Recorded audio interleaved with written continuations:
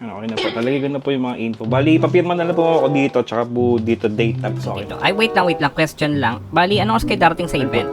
Opo. Bali, ano po, mga 1 hour before the event po. 1 hour? Parang, pwede bang 1 day before para makunan nyo lahat ng ano?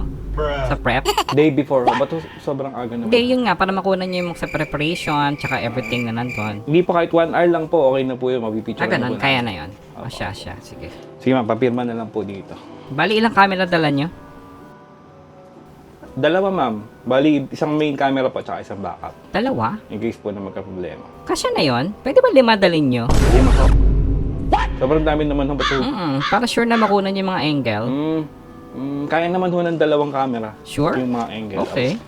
Papirma na lang ma'am ako dito. Wait lang, kailan masisend yung picture? Opo, yung picture po, after 3 days po ng event. 3 days? Ganun katagal?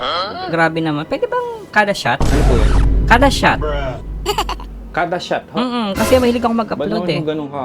Oo, mahilig kasi ako mag-upload. Di po ma'am kaya kasi... Ay, ganon? Opo. Ay, ang weird naman. Pasensya na po. Ba't ganyan? Ang higpit Kahit nyo? po 1 day after. 1 ibibigay ko po. day? Sige po. Siya. Dito na lang po yung pirma. Bali, 2 hours yung coverage, no?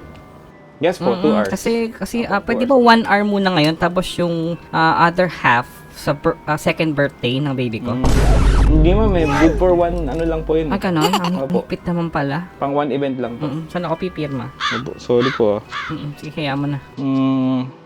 Yan, dito na lang po pipirma. Okay. Yes po. Sige. Tapos kailangan na lang po ng down payment kahit po 500. Kailangan? Pwede po siya sa GCash. Wait lang. Pwede ba installment yung 500?